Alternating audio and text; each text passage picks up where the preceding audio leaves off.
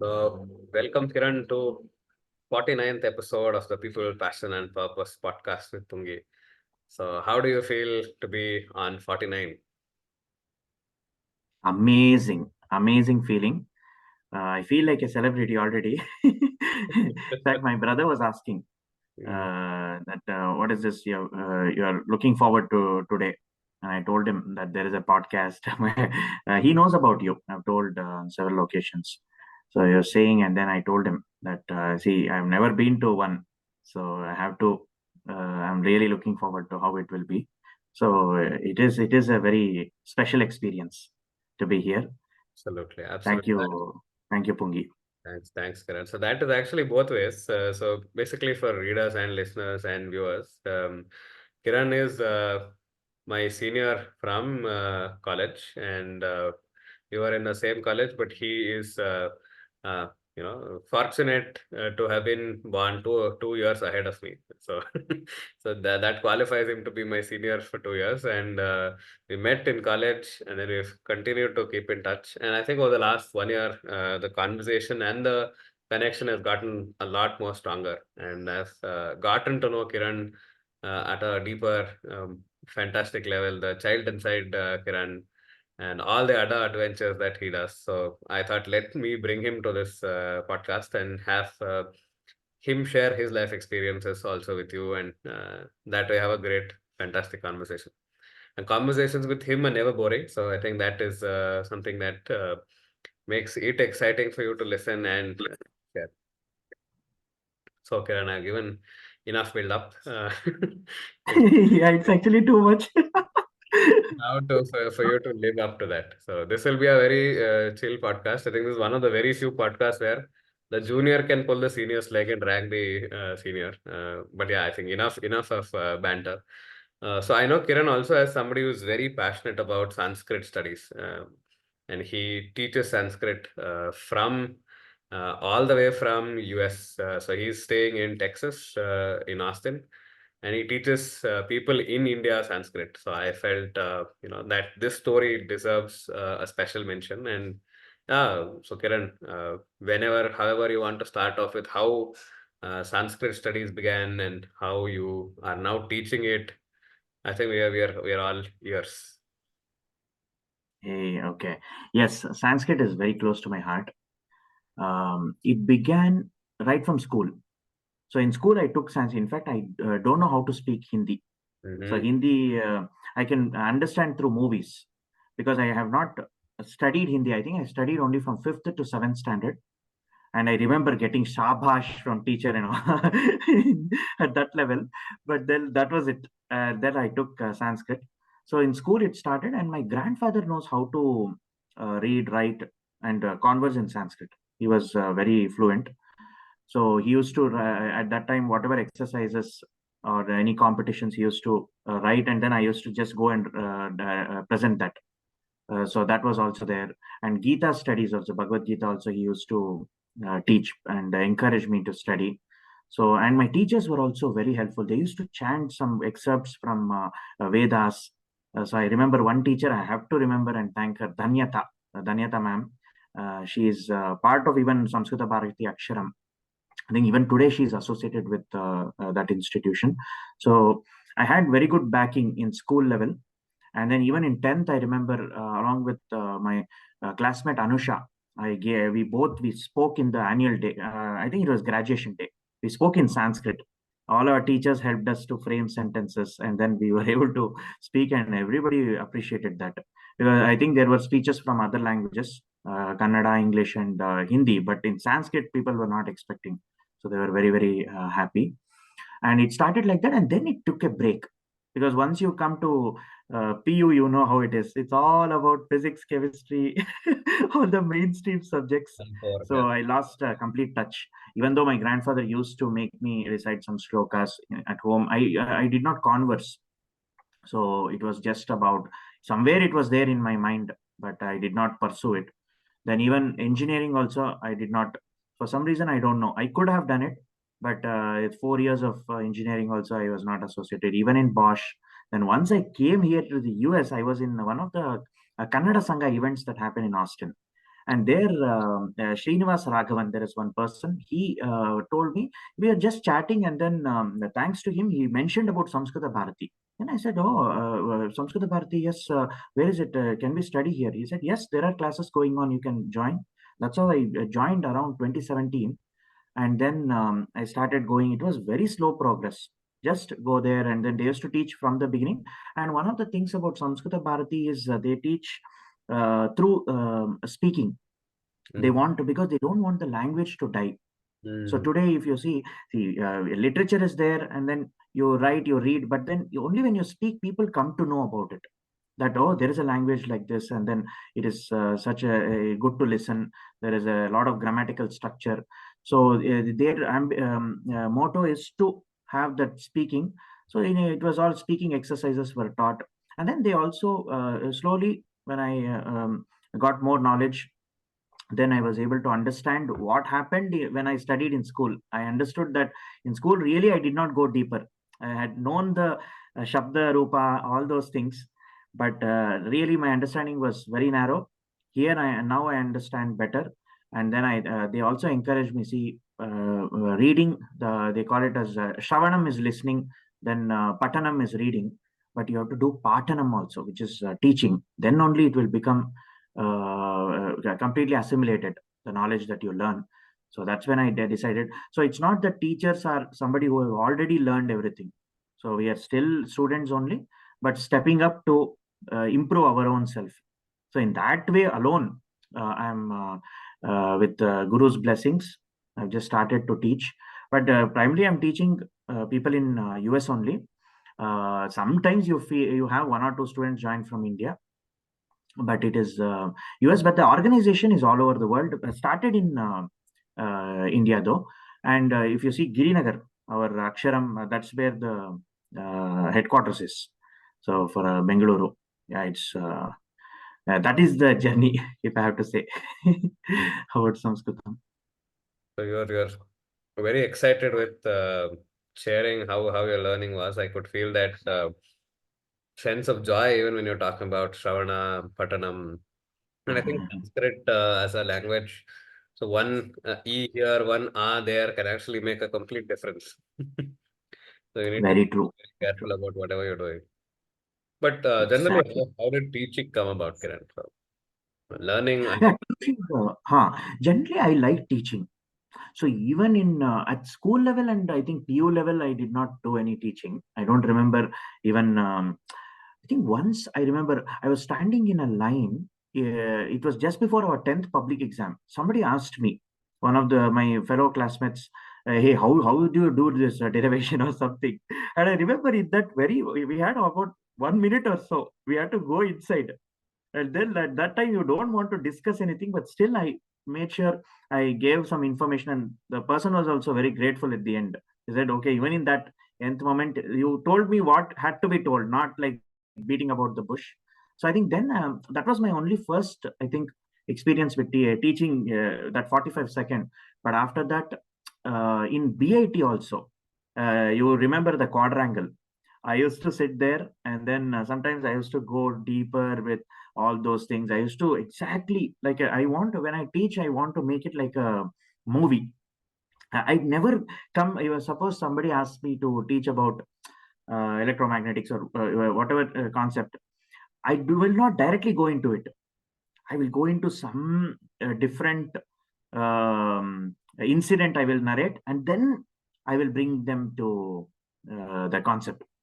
And one of the books that inspired me to do this is that Survey and Javet. There was this concepts of physics, I think Principal Physics by Survey and Javet.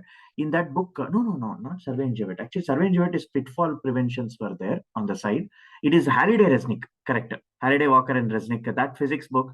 It has beautifully, that introduction has some anecdote, and then they'll say, "How did this happen?" The answer is in this chapter, and then you get the chapter. It's beautiful. So that's how I want to. So I used to share my knowledge even in BIT, and also receive. And and then thanks to my friend Hema, you may remember her. She was in the electrical department again.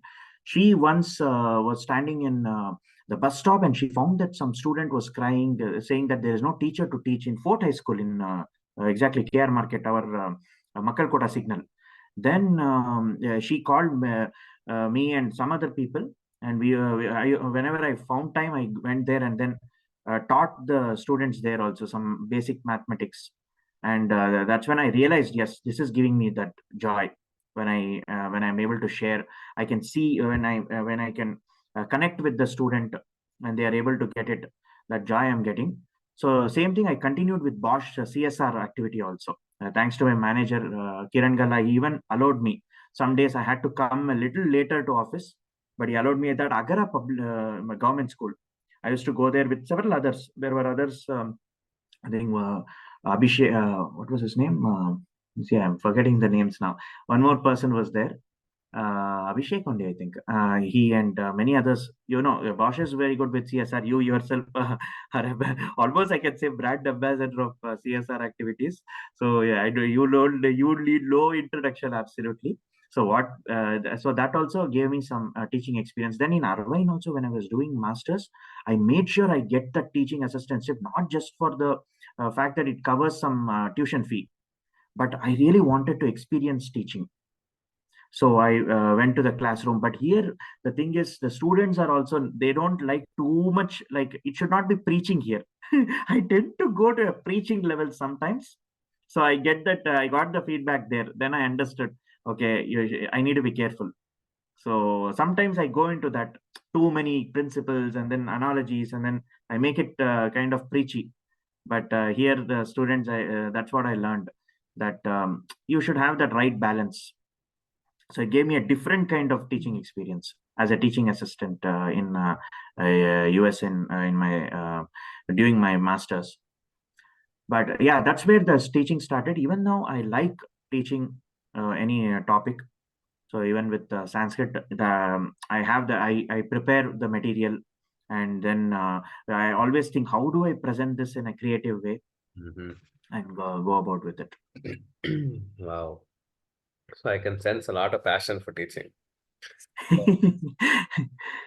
So Uh, I'm curious, like in none of my podcasts, Kiran, is never complete without going back to childhood and coming back. uh-huh. What are some of your most favorite childhood memories? I think childhood, it went quickly, I feel. So, my brother, he's 7 years older to me. So, with him, I've had several very good experience. He used to always be my guard. He used to take care of me very well. And one of the fond memories is my school was very close by. Sudarshan Vidya Mandir is where I studied. And at that time, we were in Jayanagar area. So, that Jayanagar 9th Block East area, we were there. So I remember my grandfather used to pick me up from school, even my brother also, but I was very small, so maybe second or third standard. So he picking up, and then he used to bring this square shaped biscuit, a small those biscuits. I even forget the name. They used to taste very well, like almost like Parle-G, but even not as sweet as Parle-G, a Mm-hmm. little bit like square shaped small biscuits. So he used to feed me that, give me, and I used to wait for him to be there at the entrance to receive me after school. So that is a very fond memory. And the other things are, I used to like cricket a lot. So what I used to do at home is, I used to sleep around 10:30, and my father, he used to go to Indian Telephone Industries, and he had his bus coming around 5 o'clock in the morning. So he was a early morning person. Used to So I used to tell him, "You wake me and you make me sleep next to my grandfather." So that was the everyday thing. So he used to lift me from the bed, and then while I'm sleeping, he used to place me next to my grandfather and then leave to work. So that one. And then when I became a little older, I think fifth or sixth standard, I started watching cricket. And India Australia series used to be early in our morning. So I still remember, it's so fresh in my mind, watching India and Australia, Indian tour of Australia, especially. And the Brisbane, it used to, the test series used to open with Brisbane, then go to Adelaide, then MCG, Melbourne Cricket Ground. Usually it was MCG was the Boxing Day Test match. We say next Christmas next day, and then you have the Sydney Cricket Ground, and sometimes Perth also. Perth was very bad for India because it was such a bowling pitch, so very difficult to for our players also and bowlers also. But that test series, so I used to just get up early in the morning. Anyway, my father he used to go to work, so get up, and people may think, okay, he's getting up for maybe studying. No, only to watch cricket match. So I used to watch for 2.5 hours in the morning. At least first session I used to finish, and then I used to take bath and then go to school. So those are again another type of fond memories. Then playing street cricket is another memory that comes to my mind. My brother was good at cricket. Even today, if allowed, he can play. But I was for me actually sports actually it has taken a back seat until now. Recently, have actually discovered some interest in sports, but school time it was like almost zero. So it was very difficult to make me play any sport.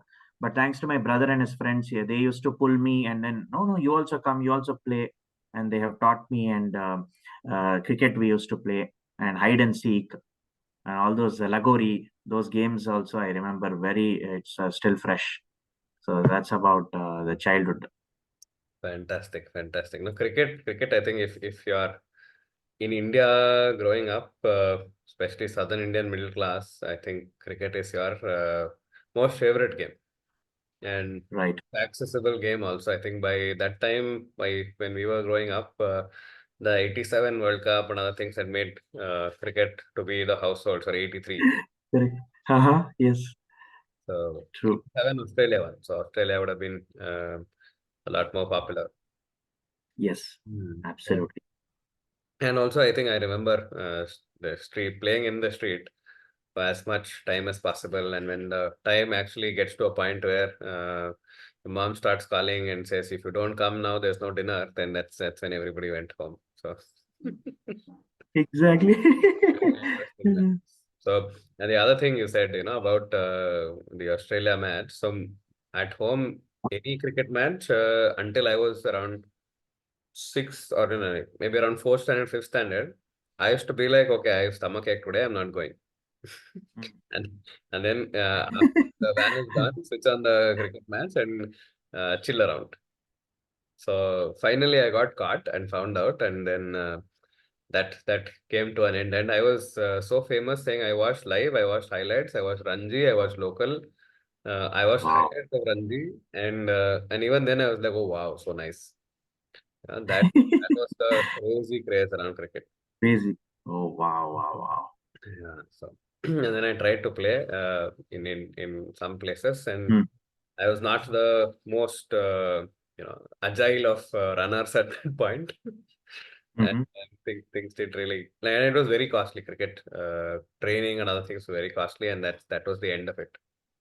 But yeah, lovely cricket memories. More so jumping from one house to another to get the ball, saving the ball from capture and being kidnapped by other aunties and uncles who are like hitting. Oh, I have those memories too. So you have to constrain yourself. It's not that you can hit six, and then if you hit like that, that day his game is done. So you cannot continue. Correct, correct. Yeah, those memories are also there. A little hard, it goes to somebody else's house, it goes into a ditch. And if it goes into a ditch, that entire game is gone. I don't The entire game is gone. don't Correct. like that. So many tennis balls, I think, have gone lost. There's a Very lot of true. memories And there. then parents would say, "No, no, this is the last ball I'm Oh, getting for you. No, right. yeah, you have to play with all the balls that you have lost. Go and search them." So, Yeah. So then great. I had to go cajole my granny and saying, next week we'll maintain it. Can you just um, just give me something, 1 rupee, 2 rupee. And I remember sometimes we had one of the longest running surviving rubber balls that five of us had put 1 rupee each. And to each house we had gone and said, "Can you give us 1 rupee? Can you give us 1 rupee?" And every parent was like, "No, get lost." And then finally we had got one, and then that was the largest, longest surviving, equipment with us. Yeah, it was fun, and we've broken quite a few glasses. All very interesting memories. Hmm. So, what happened to Kiran after growing up? How did electronics and communication come into picture? I think it was natural because my brother, he took up electronics, Mm-hmm. and some of my cousins also had taken up. So I mean, I knew that electronics was always there. And then at that time, actually, electronics was very much. And now, actually, when I see students are saying that computer science has become more popular now among engineering colleges. But at that time, when my brother used to study, also electronics was the most at demand subject. So, and people used to also say that, see, computer science is not evergreen. So, electronics, mechanical, civil, these are the real subjects. And I also felt connected to that statement because physics was my favorite from PU. So I know electronics is just an extension of physics with physics as the cornerstone. So I said, no, I will take up electronics. In fact, I remember when my brother used to solve CET questions. I used to, he and my cousin used to solve CET. I also was part. I used to read some statements here and there and then solve and used to get some answers right. So, so I was connected because of him, I think. I was just connected to that subject, and then I was happy to take it in PU itself.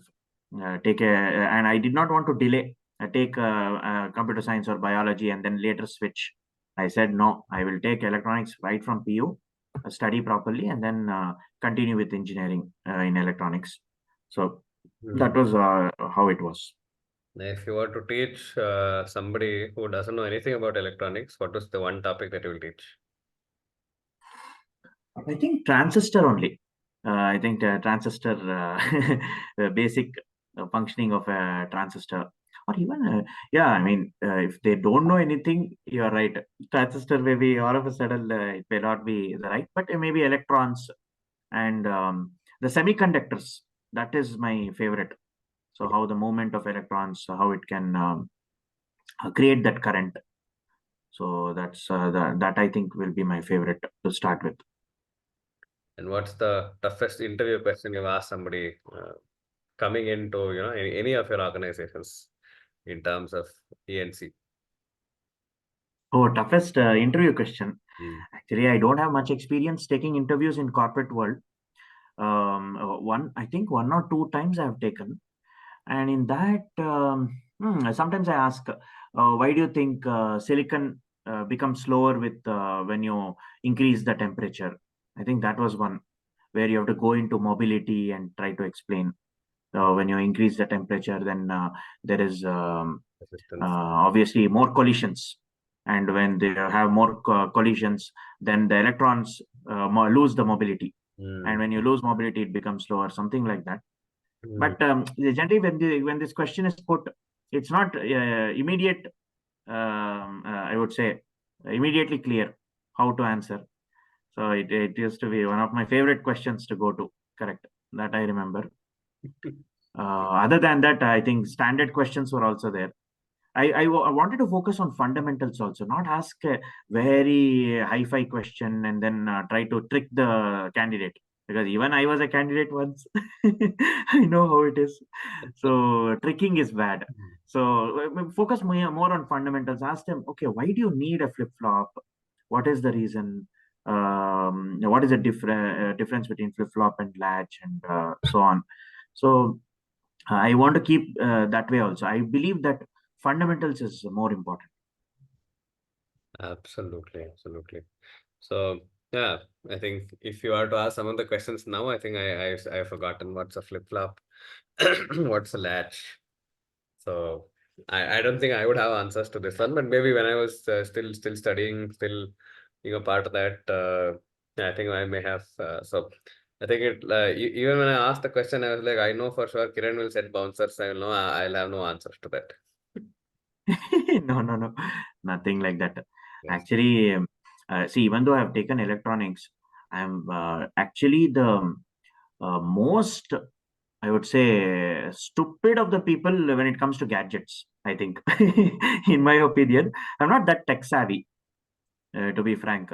Even today, I keep telling my friends also, all this, they have instant pot for cooking.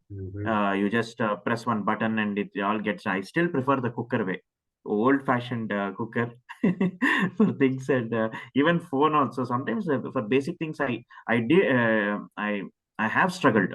I remember even like I remember I used to not have good experience booting the computer, replacing the software, all those. My brother used to do that disk fragmentation, so many things. But I used to always go to him. Then I mean, having done that, so on one side, I may be academically a little knowledgeable, but practically sometimes I feel that I lack that, because if you see my he did not study any electronics, but if he given a problem statement like the fridge is not working, or he is far more better in troubleshooting than me. So sometimes I feel, yeah, it's more like a, I would say, academic knowledge that I possess. I do feel that. Amazing. So I hear you, but I also wanted to sort of, get you back on the Sanskrit track. Uh, Mhm. how's it, like, because the way I see a lot of people taking to Sanskrit, they take it in high school, and then after that they lose touch with it. And some of us, like me, I have had no exposure to Sanskrit at all. I studied in Kannada, I studied Hindi, and the school I studied, the ICSE format, did not have Sanskrit by the time I studied. And so Sanskrit has always escaped me, and I've always put Sanskrit at. I've seen people put it at a pedestal, so I don't know why. But also, all the spiritual texts are in Sanskrit. So for somebody like me who is say has zero idea what it is there a possibility to even start learning? Definitely, definitely. Sanskritam is for everybody. It is like a fundamental right. So it is definitely for everybody. And all our languages, if you see Indian languages, especially, they are all derived. So when you hear people speaking in Marathi or even Hindi, you will see that the words are even Telugu, Tamil, Kannada, everywhere you have the words taken from Sanskritam. Uh, so that bhasha is that is why it comes naturally, I feel. And it is definitely easy. Actually, yes, that is there because the way we generally teach in schools is complicated. So what we do is we go with more vyakarana, the grammar part, Mm, and then try. It becomes scary. You have so many forms, and then you don't know how to connect these to the language itself. mm, But if you see, normally other languages are not learned like that. Especially our mother tongue, we learn directly. See, our mother will not take a slate and then make us learn the mother tongue. Directly, she'll be talking to us, and then slowly our mind is picking it up. So it should be learned that way only. Instead of going to grammar, first directly you should introduce. For example, even simple like asking your name and telling my name also, even with, see, when I do action, it is very clear what I'm actually saying. mm, Bhavatah nama kim. So or actually kim is a question, so you can even do like this. Bhavatah nama kim. And then you will, and even I can introduce myself also first. That way people know what I'm doing. So I mm, can say, Mama nama Kiranaha, Bhavatah nama kim. So when we teach this way, then you will also understand, okay, he's trying to ask my name because Kiranaha he told. So Mama Nama. Nama is name, almost Nama we know from thing we would have listened to some like Vishnu Sahasranama, all this, and the name we would have known. So our mind is very good in connecting. So your creativity master, you have done storytelling, creative poetry writing, so many things you have done. So you know how the mind works better than anyone. So it can easily pick up that once you do some action and then you use some keywords, you will know how to answer. So you will also say Mama Nama Sunilaha. Athwa you can also say I have a pet name Ankita Namaha Asti Pungidasaha, all that. So it's that way you can start. It's better to start this way and then go Sahakaha. You can show some signs. So this is how even Samskrita Bharati teaches, and that I found very effective. So then the student will not feel, oh, I have to sit and learn some tables before even coming to the class. Nothing like that. You come, you just converse. So it will start that way. and slowly, while you converse, you will be introduced into newer topics, and it is very natural in that way. You will not feel that you are forced to do something.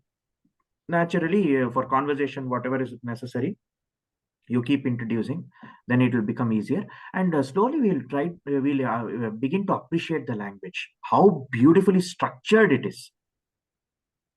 I The think that's a structure is fantastic point to bring. yes. I think that's a fantastic point to bring in terms of, I think, even not just appreciating, say, Sanskrit.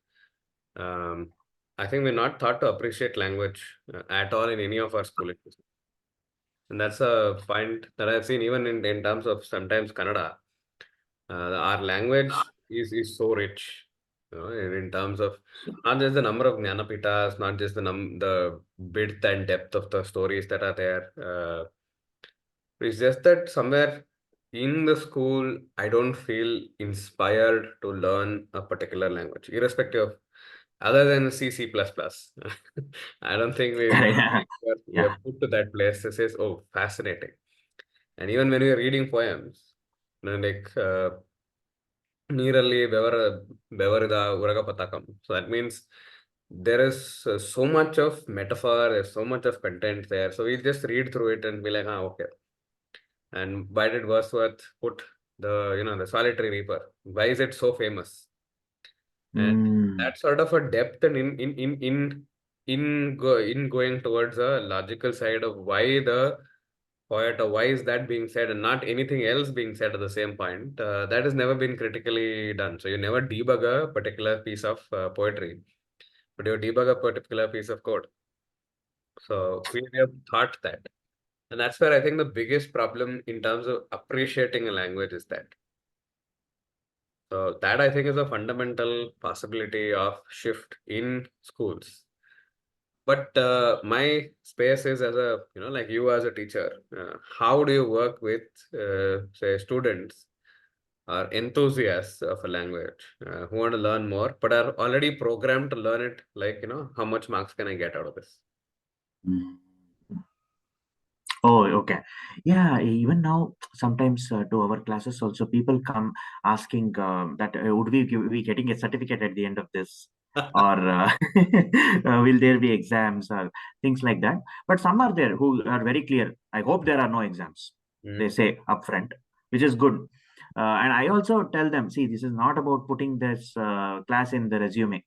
Not for that reason, just because it is there and we can enjoy it. You come there, you come and learn it. There is absolutely no hidden agenda inside that I will have to showcase this somewhere. There nothing like that. So I think it's important. I tell them that you can think of this as something supplementing. See, each of you have your own job, and you are already good with many things. You are master of many other things. So this one you can learn just for itself. Just appreciating the language. You can learn, and I've seen people once they start learning, it is very attractive, the language, because it is so structured. There is absolutely that pattern is there, that underlying pattern. And once you know that underlying pattern, then slowly you can start making sense. That's why in Sanskritam there is no dictionary. You can't maintain a dictionary because you can always form new words. You can keep forming. That's why for poets also it is the best language, because you are never short of words. See, you can do samastapada, that copword words, samasa. Two, three words you can just link it, and then that's a new word now. So dictionary is not at all possible to contain. It can only give you, dictionary is just a pointer here for Sanskritam language. You can use that and then you can just get going. See, in English it may be difficult. See, even now we have playground, for example, is one compound word. But playground, some 5 6 words may be difficult. But the way structured, you can do it. So even we have seen some of the acharyas like Shankaracharya have written in their commentary some words which go like a train of words. It is almost 30 40 words make one word actually.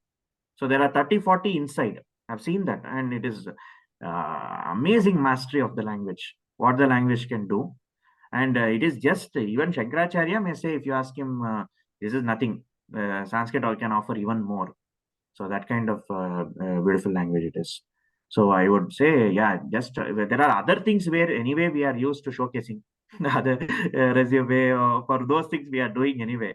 So at least this one, let's do it without any reason, just come and study.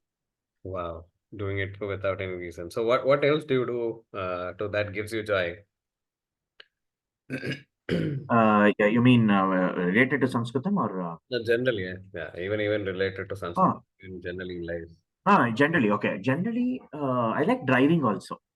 So Mhm. driving is, I think I learned it from my brother. He is also very passionate in driving, and it came to me also. And I find it sometimes even like a therapeutic also, because you just keep driving, and when you're driving, you're just witnessing all the things. At some point, because muscle memory, you don't even feel it is almost very effortless. So you're just driving and you're looking around, and you're just witnessing the things. It's amazing, and still it is not that you're lethargic or passive. It is active witnessing. So of course, witnessing itself, I think it's an active process. You have to be aware. That awareness must be there. But so I think that is one thing. Yes, driving any day. Yeah, that's why I don't even mind. Some people ask me, "You drive so much. Why did you have to come from south? We could have met halfway." No, I like going all the way. So it is. Sometimes I just go like that. In fact, once I went to Dallas for breakfast. So Dallas is about 200 miles from Austin. So Wow. I got up aramse at around 5:30, 5:45. Then by 6:30, I left. I knew the breakfast will be served until 10 o'clock. And it's a vegan restaurant, Indian vegan. So they have even Mysore Park prepared vegan. So they don't use ghee. Mhm. So I had heard this from a friend. So it's Malgudi Garden, the restaurant name. So I decided, okay, 6:30, 6:45, I'll leave. And then I left, and then drove for about 3 hours. By almost 9:45, I was there. 10:30, I think the breakfast closes. I told them, see, I've come from Austin, so please allow me to eat. And then they said, yeah, yeah, you still have time for 45 minutes. You can eat. Then it was all you can eat buffet. I had nicely breakfast, and some there was a biscuit bath, all those things. Then finally, I just went to get some water, fueled my car, came back. That's all. Simple itinerary. Nothing. Just go to for breakfast and come back. And even movies also. It used to not release in Kannada movies, especially used to not release in Austin. So we had to go to either Houston or Dallas. I've gone several times. I've driven just for that, and then come back. So driving has never been difficult for me, or in other words, I don't get bored. And nowadays, yeah, actually, I have started to feel that when you're driving, even if you get a little boring, you have podcasts you can listen to. That has really helped me, actually. So when you're driving, if at all you feel sleepy, you can turn on the podcast. It need not be just the radio. Today, everything is on YouTube. So you can just turn on. I've listened many times your podcast, your stories too, and then even other lectures. You can find any lecture series that you can just increase your knowledge about. So those at least will make you think. At least be aware while you're driving, especially in the night, to keep you awake. So it's not been a problem at all. Sometimes because the body gives up. I want to drive even more, but the body gives up sometimes. So that is the only limitation. So driving is one of the things. Otherwise, I earlier mentioned to you that until here, my sports I had almost was zero. But after I came to the US, I started to pick up some of the things like pool they call here, which is billiards. So Millions. that was very interesting. Actually, I want to tell that also. It was very interesting how I even got into it. So one of my Shankar, he's one of my he was my colleagues in Intel. He came one day and during the break he asked me, "Hey, so have you ever played pool? So how are you?" And then I said, "How are you at it?" I said, I'm not played at all. I don't even know how to hold the cue stick. In fact, I did not say cue stick also. I think I used some other word. I did not know what the word is also. So and then I was trying to say, and generally my tendency was when it comes to sports, just dodge the question somehow. So I did not want to get into it. So somehow say a few lines that I'm 0, I'm this, I'm that, and then finish the conversation. But then this was very interesting. I told him I have zero knowledge. Then he said, "Perfect, you are the one I need." And then I was shocked. What? I'm telling you, I'm zero in this, and then you're saying you're the one. And then I learned apparently. So how it happens pool leagues is the team will have a all kinds of skill levels. Mm-hmm. So they will have a level 0, or they will have a skill level 9 on the other side. So that way they can have good matchups, because the other team will also have players like that.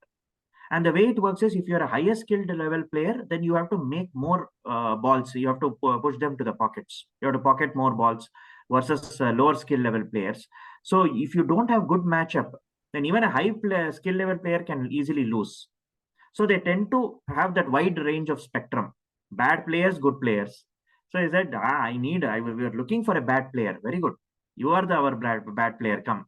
So that's how I got into it. I can't believe he made it so difficult for me to refuse. So I started, and then I started liking it, because that also is a very nice sport with geometry. If you like geometry, then you'll enjoy it. The shots. It's very similar to Karam, but only thing is, here it's more like a 3D, the ball. So you will have to account for that also when you're playing. So that's how I got into that. And then table tennis also, here and there I play. I'm not in any way good at it. Even this pool also, barely. I mean, you just I mean, I can just manage. So at least I can say that, okay, I tried some sport in my life. Okay, and then you Yeah. started with something in the US saying, if somebody had asked me which sport are you bad at, would you come to play? I'd be like, thank you, I'm not playing this.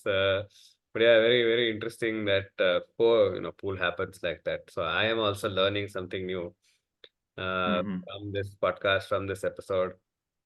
And I think we're doing, like fantastic conversation. I'm loving, your excitement and energy around this. So any question, Kiran, that you feel that I should ask you? No, I think you have covered. I think childhood was one of the things. Definitely, that was very good for me also to remember and recall and talk about it.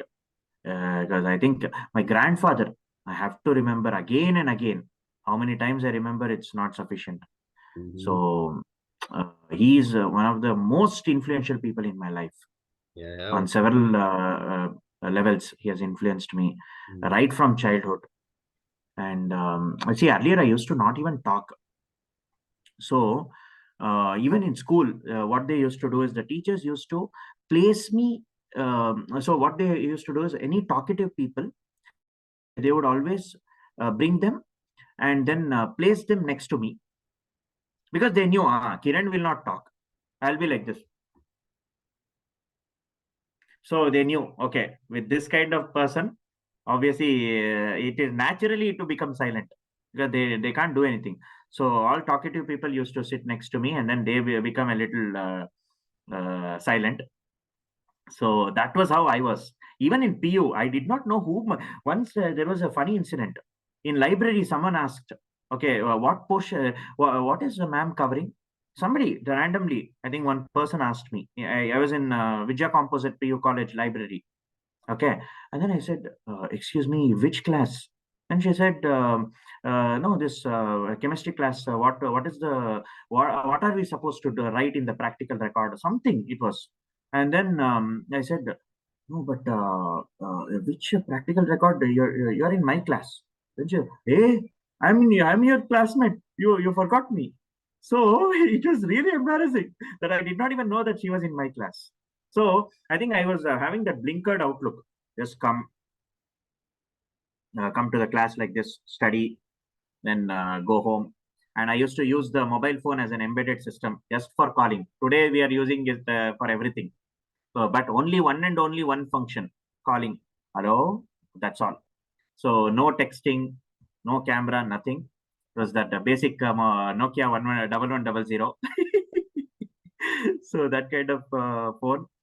Um, so yeah, that was how I was. And then I think in BIT, yeah, you would have seen me when you met me, obviously, I think that shyness was not there. Earlier, I was very shy, but I think thanks to my parents, my father especially, he also encouraged me a lot to speak in public. I also recall one of the events, it was a family event where my cousin was going to do her master's, and everybody was asked in a round table. We were sitting to tell something about her. And I froze actually, Pungi. I couldn't say even a word at that time. I was just froze, and then the mic had to be passed to the next person. So I was like that. And then when I look up in BIT, I made so many friends. I used to, I was almost, it was difficult for me to stop talking. So to that extent, my journey was, yeah, my grandfather, I think influencing with writing, because as I said, he himself was a writer. He used to write poems also. Yeah, like he could do anything basically. He was like that, like a field programmable gate array, FPGA. You can make him do anything. So I think that he inspired me a lot to participate. And he used to say, participation is key. Winning and losing is not in our hands. So that one thing. So I just wanted to pay my pranams to my grandfather for sure. That is one thing. Um, and my brother, my parents, everybody have encouraged me right from the beginning. I've been lucky in that thing. All the difficulties they went through, especially my brother also, he always made sure that whatever difficulty he went through, I should not go through. Even today, he tells me, sometimes he's very harsh to me also. But I know the only reason is he doesn't want me to make the mistakes that he made. So that that intention is very clear there. Really grateful to all, and I want to thank my teachers also. I think right from I remember Dhanyata ma'am from Sanskrit, then others also. Every single teacher in my school and even in college level have inspired me. KV Murlidhar, I remember one person also for electronics in BIT, very inspiring for me. He used to teach electronic instrumentation, and the way he used to write and then explain the concepts. So very once if you listen, it would be very clear. So he also I want to mention and thank him for the journey. So yeah, that's thing. But you have covered many things. I really enjoyed. But I think I think your face blew up when you're talking about your grandpa. So any Yeah. other experience that you want to share?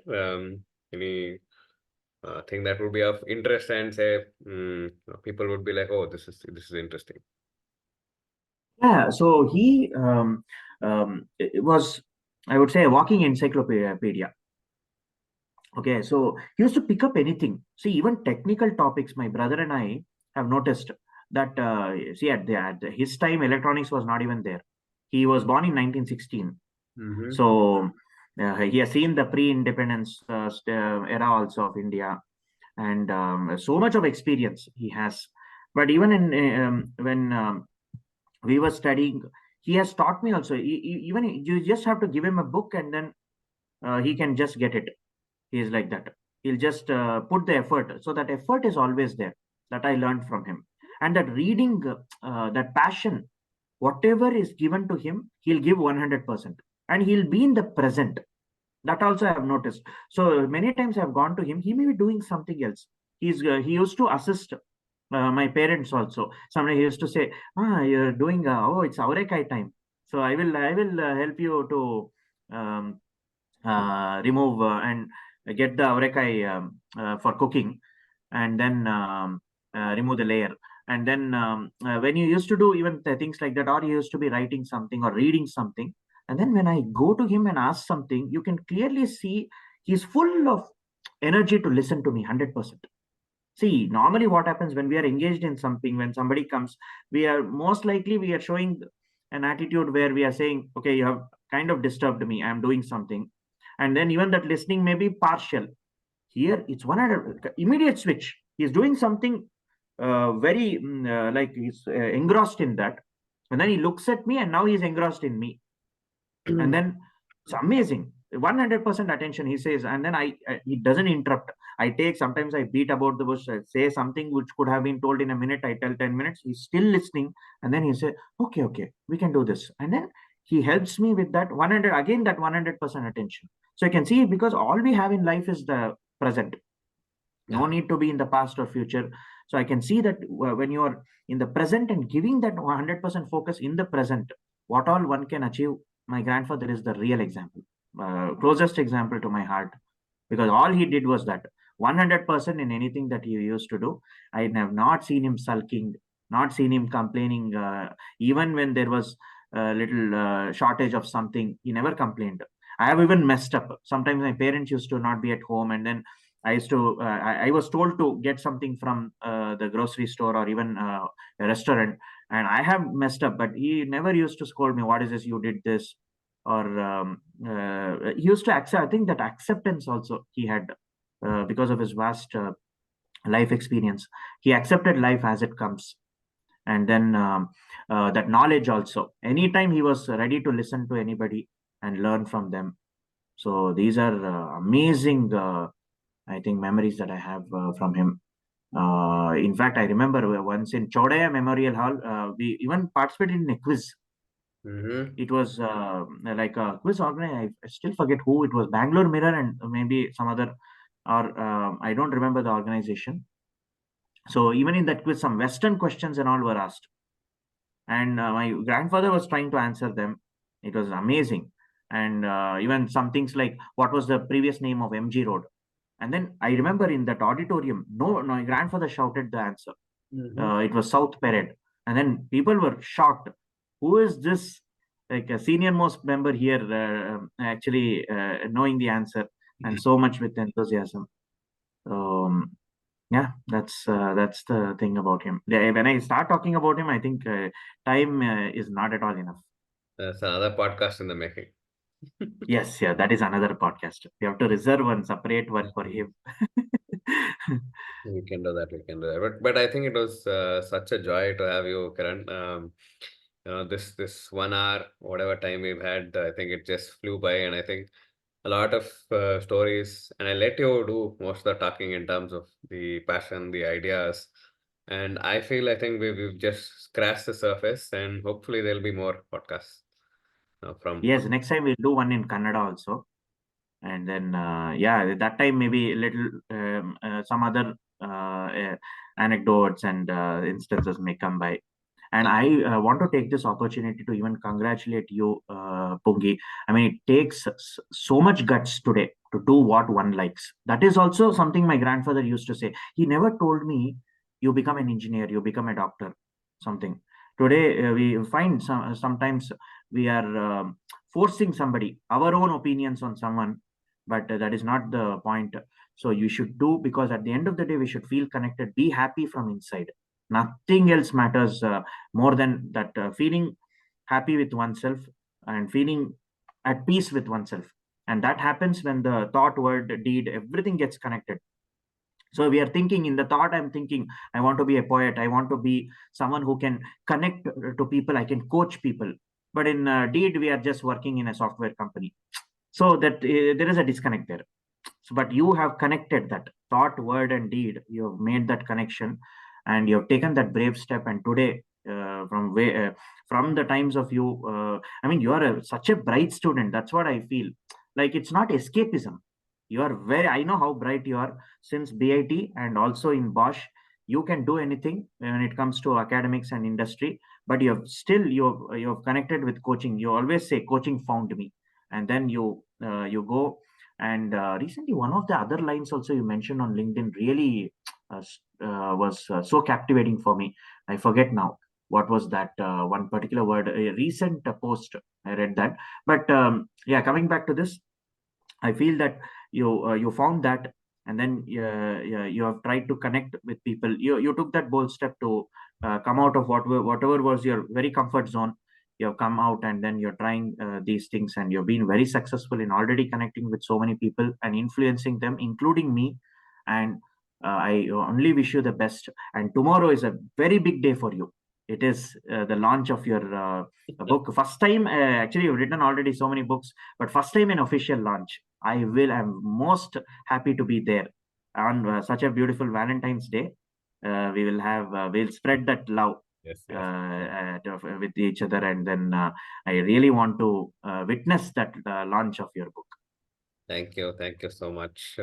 Thanks, Kiran, and yeah, I think just to on behalf of the closure of this episode, thank you for coming along, sharing your stories, and I think it also was 1 hour of pure presence and pure entertainment and joy for me.